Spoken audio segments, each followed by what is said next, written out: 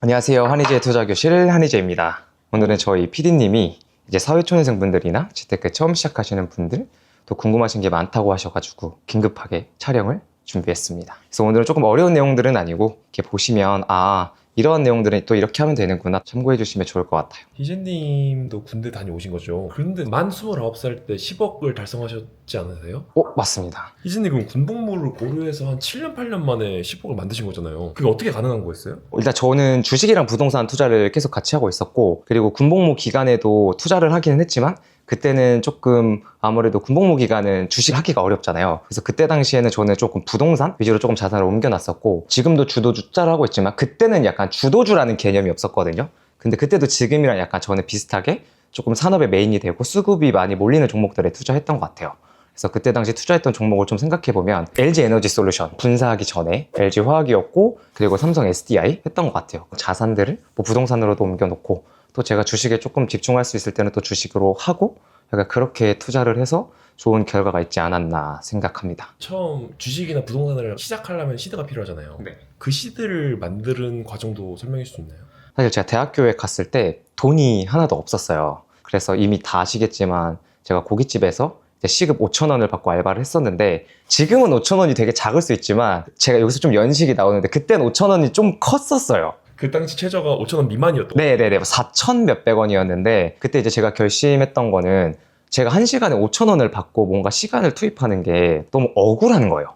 나의 시간의 단가가 5,000원밖에 안 되나? 그래서 저는 그때 처음으로 세웠던 거는 내 좀 시간의 가치를 올려봐야겠다 라는 생각을 해서, 내가 그럼 고깃집 알바 말고 한 시간에 돈을 더 많이 받을 수 있는 게 뭐가 있을까? 내 또 시간당 가치를 좀 올려보자 라고 해서 시작을 했던 게 과외였고, 그래서 그때 조금 과외를 통해서 돈을 많이 벌었죠. 대학생 신분 치고는 그렇게 했었는데, 대학생으로서 사실 과외가 끝이더라고요. 그래서 그때 이제 결심했던 게 내 몸값의 가치를 조금 올리는 활동들이 없을까? 라고 해가지고 저는 대외 활동 같은 거를 굉장히 많이 했었거든요. 그래서 과외를 그냥 다 관뒀어요. 과감하게 판단하셨네요. 네.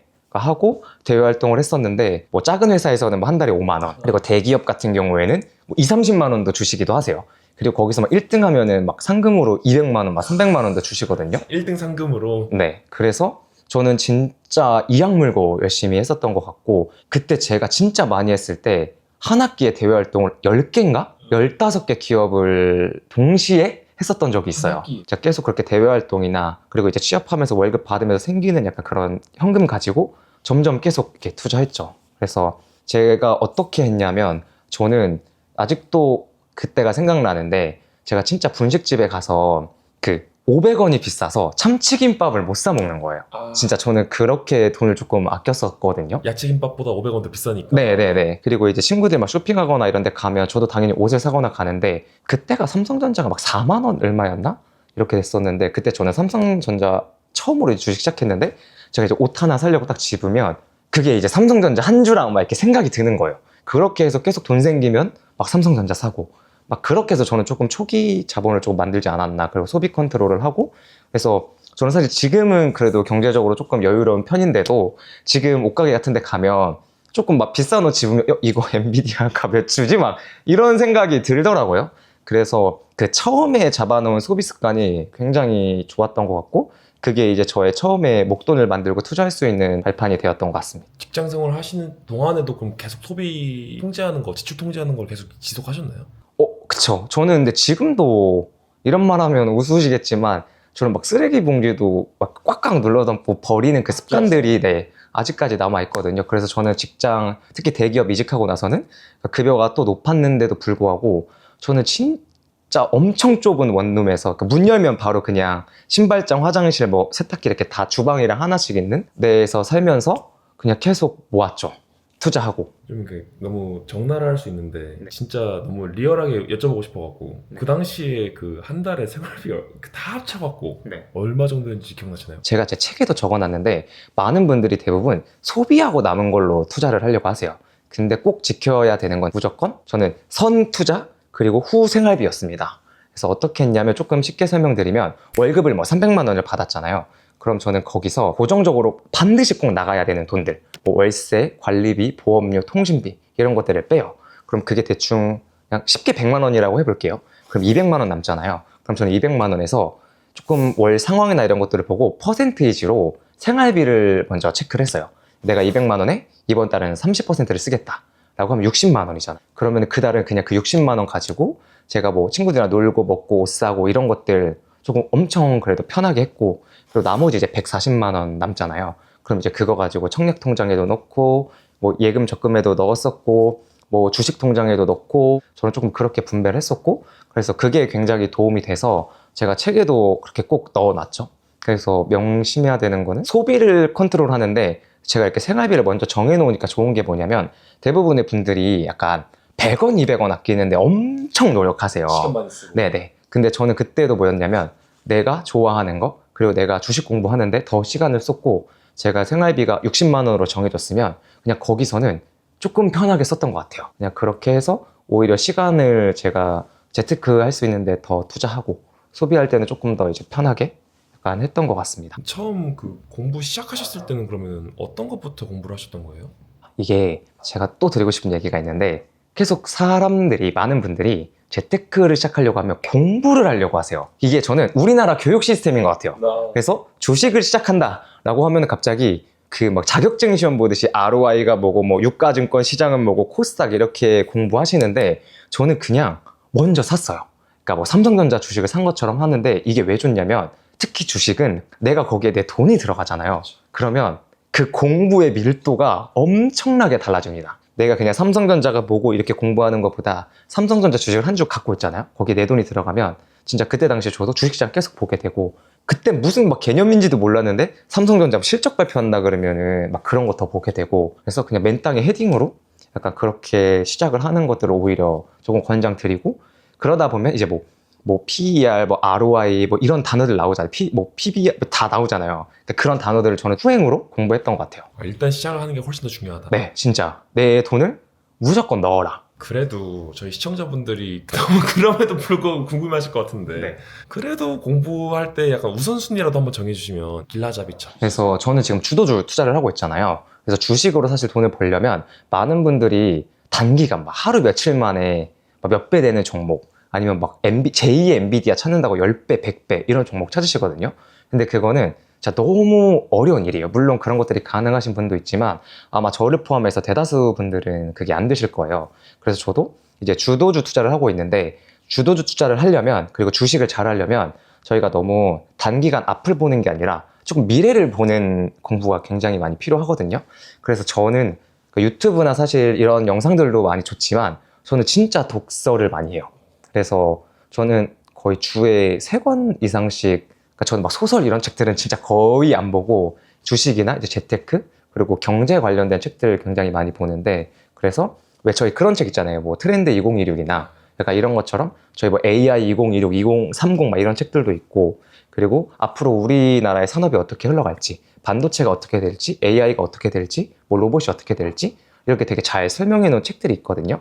그러면 거기서 맨 처음으로는 미래의 세상이 이렇게 바뀌겠구나, 약간 조금 저는 그렇게 감을 잡는 편이거든요. 저는 그때 엔비디아 투자했던 것도 사실 저는 뭐 LMM 기반의 뭐 챗GPT 이런 서비스도 잘 몰랐었어요. 근데 그런 것들이 나오기 시작하면서 챗GPT가 많이 이제 활성화가 되면 뭐 GPU가 많이 필요하다는 거예요. 그래서 저는 그때 사실 저는 게임도 안 좋아해서 GPU가 뭐야? 뭐 이러면서 했는데, 그걸 이제 책을 통해서 엔비디아라는 회사가 그거를 독점적으로 만들고 이게 엄청나게 많이 필요하다고 하는 거예요. 그래서 저는 투자할 때 3가지 원칙으로 투자를 하는데, 그 중에 제일 첫 번째로 체크하는 게 이제 뭐 산업의 변화, 그리고 정부가 이제 어떤 식으로 뭐 이렇게 트렌드를 방향을 잡고 있는지, 정책의 변화, 그리고 이제 소비의 변화, 이런 것들을 보는데, 이런 조금 큰 틀을 책에서 먼저 확인을 하고 있습니다. 그래서 그렇게 발견했던 종목 중에 하나가 저는 엔비디아였어요. 게임 하시는 분들은 다 아셨는데 저는 진짜 몰라가지고 그렇게 좀 발굴하는 편이고, 그러면서 이렇게 기업이 발굴이 됐으면 찾아봐야죠. 실제로 엔비디아가 뭐 하는 회사고 뭘 만들고, 그래서 이거를 누구한테 팔고 뭐 얼마나 벌어, 이런 것들 체크하는데, 두 번째 때는 그러면은 이게 엔비디아가 파는데 다른 회사들도 팔 수 있잖아요. 그럼 이거를 엔비디아가 독점적으로 팔고 있는지, 그리고 시장에서 수요가 많은지, 약간 좀 그런 것들을 정확히 체크를 하고 있었고, 그러니까 보니까 진짜 이거는 엔비디아 아니면 만들 수가 없는 거더라고요, GPU가. 그리고 또 제가 체크하는 거는 그러니까 결국 주가라는 거는 특히 반도체나 약간 뭐 자동차도 그렇지만 주가들이 많이 올라간 종목들을 보면 수요는 엄청 많아요. 그러니까 예를 들면 반도체 막 팔아주세요 하지만 반도체를 그만큼 만들어낼 수가 없는 약간 그런 상황? 그런 것들을 저희가 쇼티지라고 하는데 그런 것들이 있는지라고 했을 때 제가 그때 당시 지금도 그렇지만 엔비디아 반도체가 진짜 몇 년치가 막 다 마감이 되어 있고 그래서 엔비디아가 막 가격을 1,000원에 팔았다가 뭐 10만 원에 팔아도 다 사가는 거예요. 그런 것들 제가 체크했고 그리고 이제 세 번째로 가야 되는 게 그럼 그래서 이 회사가 그러니까 아무리 좋은 제품이고 얘네만 할 수 있어도 회사가 돈을 못 벌고 그리고 거기서 마진을 못 남기고 하면은 위험하거든요. 이게 가능한가 싶은데 10,000원을 팔면 7,000원이 다 영업이익이라는 거예요. 이런 노다지 산업이 어딨냐. 그래서 이런 것들 좀 파악해서 저는 엔비디아에 투자를 했죠. 그러니까 엔비디아가 제가 막 투자하세요 막 이렇게 얘기를 드리는 건 아닌데 제가 이전부터 약간 이런 식으로 체크를 했었다라고 해서 저는 투자할 때 막 크게 작게 막 유동성이나 막 이런 것들 주가가 떨어지고 올라가는 것들에 대해서 크게 개입하지는 않고 그러니까 조금 이런 식으로 투자를 하고 있습니다. 그러니까 그래서 저는 많은 분들이 투자할 때 그냥 주가가 얼마 올랐고 떨어졌고 막 사야 돼요 말아야 돼요라고 이제 많이 어려워하시는데 그러니까 제가 유튜브를 시작한 이유도 조금 그런 기업의 본질적인 가치들에 대해서도 이야기해드리고 싶었고 그래서 유튜브나 인스타그램 통해서 일반인 분들도 초보자분들도 조금 쉬운 컨텐츠 이해하실 수 있도록 공유 드리려고 하고 있죠. 내려가 이제 희진님이 인스타그램도 운영하시고 지금까지도 다양한 활동하시면서 네. 정말 많은 분들을 만나셨잖아요. 많은 분들이 공통적으로 갖고 있는 제일 큰 고민이나 걱정 같은 것들이 있었나요? 어려워하시는 거죠.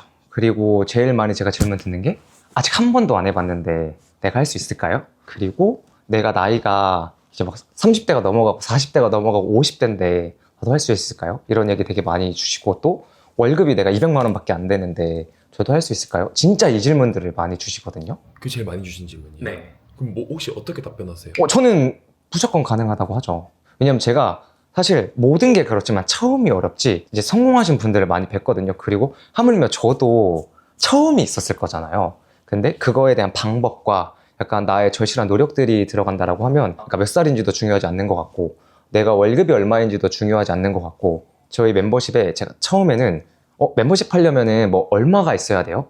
뭐 저 초보자인데도 가능한가요? 라고 했을 때 제가 막 시드도 어느 정도 크게 있으셔야 되고 왜냐면 저희가 종목들을 막 사야 되니까 그리고 너무 기초적인 것들을 모르면 안 된다 약간 이렇게 얘기 드렸는데 그게 진짜 저의 오판이었던 게 지금 저희 멤버십에서는 막 200만 원, 300만 원 가지고도 막 20, 30%막 수익 내시는 분들도 계시고 또 이제 초보자분들이신데 진짜 막 하루하루가 지날 때마다 이게 바뀌는 게 보이세요. 옛날에는 제가 막 CPI 얘기 들으면 CPI가 뭐예요? 뭐 반도체예요? 막 이랬는데 이제는 CPI 나오면 아 이게 소비자 물가지수구나 언제 나오는구나 이런 것들 제가 이제 자료 공유 드리는 것들 진짜 열심히 공부하시거든요. 지금 의사분들이 의학용어 얘기해 주셔도 아무리 설명해도 모르잖아요. 그러니까 그런 것처럼 그런 시간이 필요한 것들이 제가 있다라고 얘기를 드렸고 근데 그런 것들을 진짜 열심히 의지를 가지고 하신 분들이 그런 좋은 결과들을 내는 것들을 보고 아 내가 오판했구나 막 그런 분들도 계세요. 막 진짜 아무것도 모르는 나 아줌마인데 근데 그렇게 해서 잘하시는 성과도 다 내시는 분들 계시고 육아하시는 막 맘이신데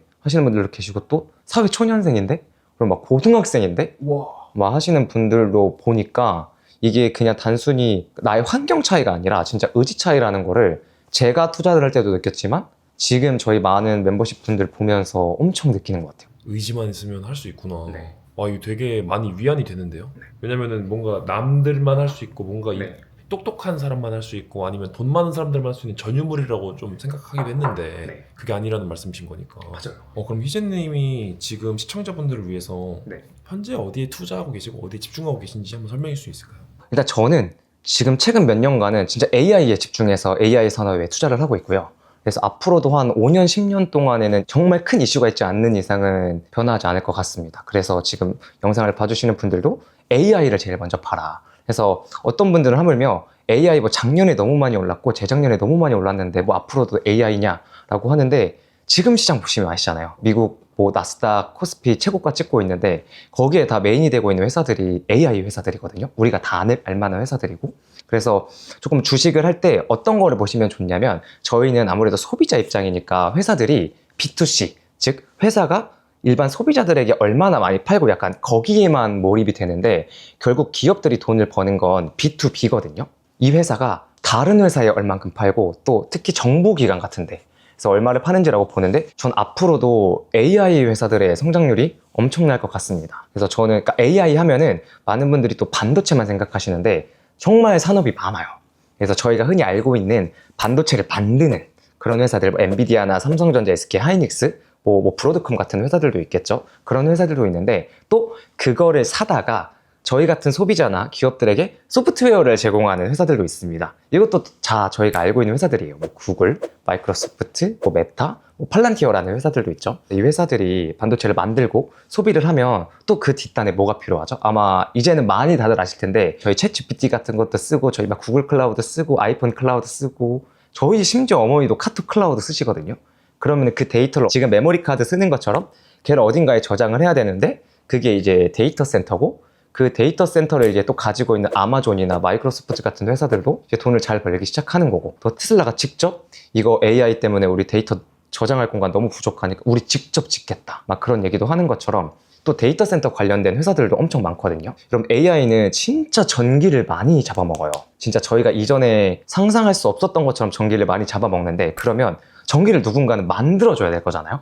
저희가 뭐 원자력으로 전기를 만들든 뭐 풍력으로 만들든 그럼 이제 그거에 관련된 전기 회사들도 또 있고 그럼 또 전기를 만들면 어떻게 해야겠어요? 이 전기 만드는 기계를 또 납품하는 회사들도 있고 그리고 이 전기가 만들면 이 전기를 데이터 센터까지 보내줘야 되는 회사들도 있고 그러니까 진짜 종류가 많거든요. 그리고 저희가 AI 또 반도체 하고 하면은 거기 또 들어가는 필수 소품들이 있어요. 뭐 히토리라는 것도 들어보셨을 거고 또 이제 비철 금속이라고 해서 금속이 아닌 그런 것들을 가지고 있는 회사들 우리나라에도 있고 또 해외에도 있고 그래서 이런 회사들도 집중해서 봐주시면 굉장히 좋고 그리고 지금 미국 이란 전쟁 터졌잖아요. 얘네는 약간 AI랑 약간 조금 방산이랑 겹쳐 있기는 한데 과거 지금 여러 전쟁의 결과를 봤을 때도 왜 사람들이 전쟁에 터졌을 때 방산 기업들이 무기 많이 만들고 하니까 좋을 거라고 생각하지만 전쟁이 끝나고 나서 이 수요가 훨씬 더 폭발하거든요.